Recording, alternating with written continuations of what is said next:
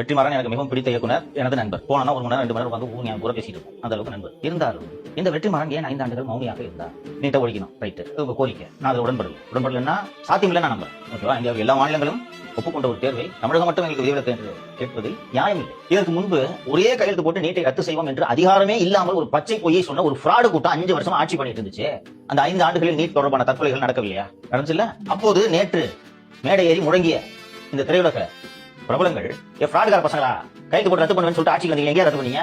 அவங்க ஆட்சியில இல்லாத போது கூட அவங்க கை நீட்டி கேள்வி கேட்க பயப்படுறாங்க சார் என்று இவர்கள் கேள்வி எழுப்பியிருக்க வேண்டுமா இல்லையா? ஏன் வெற்றிமாறன் பேசவில்லை என்றால் விடுதலை 1 மற்றும் 2 வந்திருக்காது. 2 திரைப்படங்கள் வெளியிட்டது யார்? அதனாலதான் நீங்க பேசல. நான் சொல்றேன், உங்கள்கிட்ட பதில் இருக்கா? தோழர் ரஞ்சித் அவர்களும் தோழர் அறிவு அவர்களும் நீட்டை ஒழிக்கிறோம் என்று 1.5 கோடி பேரிடம் கையெழுத்து வாங்கி அந்த கையெழுத்தை வீதியில் வீசி இருந்தார்களே, அன்னைக்கு துடித்தீர்களா, கொதித்தீர்களா, கொந்தளித்தீர்களா? இன்னைக்கு வந்து நீங்க நீட்டை ரத்து பண்ணுங்க, நாங்க போராட்டம் நடத்துவோம், ஒடுக்குகிறார்கள் இந்த போராட்டத்தை என்று பேசுகிறீர்களே, என்ன ஒடுக்குனா உங்களை? திமுக ஆட்சியில் இப்படி மேல போட்டு பேசிக்க முடியும் உங்களால? ரஞ்சித்தை பார்த்து நான் கேக்குறேன், ஆம்ஸ்ட்ராங் உடல சென்னையில பதிவு முடிச்சாங்களால கத்தி குச்சிங்க, அதோட அமைதி ஆயிட்டாரு. சொல்லுங்க மாதிரி, நான் உள்ள இருந்தேன், நீங்க தான் உள்ள இருந்தீங்க. ஏன் அவ்வளவு தூரத்தை கொண்டு போய் வச்சிருக்கீங்க? 3/4 நாள் ஆயிட்டு போயிட்டு வருது, ரோடே இல்ல. அன்னைக்கு அந்த அரசு ஏன் சார் கண்டிக்கல? 2 தடவை சிபிஐக்கு போக கூடாதுன்னு சொல்லிட்டு உச்சநீதிமன்றத்துக்கு போனாங்களே தமிழக அரசு, அன்னைக்கு நீங்க இந்த போராட்டத்தை பண்ணிருக்கணும்ல. எதற்காக ஆம்ஸ்ட்ராங் வழக்கை சிபிஐக்கு மாற்றக்கூடாது என்று இந்த அரசு மேல்முறையீடு செய்கிறது? அன்னைக்கு ஆர்ப்பாட்டம் நடத்த அனுமதி கேட்டீங்களா? நீங்க பண்பாட்டு மையத்தின் சார்பிலேயே ஏன் கேட்கவில்லை? தலித்துகள் மீதான கொடுமைகள் இன்னும் தொடர்கின்றன.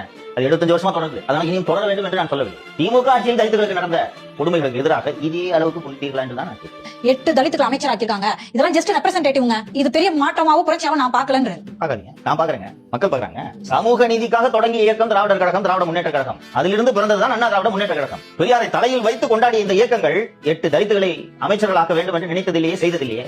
இது ஏன் உங்களுக்கு மாற்றமாக தோன்றவில்லை? முன்பு போல போதை மருந்து வியாபாரம் செய்வதற்கு சுதந்திரம் இல்லை அல்லவா? ஆட்சியா தான் நீ பாட்டுக்கு வியாபாரம் பண்ணிட்டு இருக்கலாம்.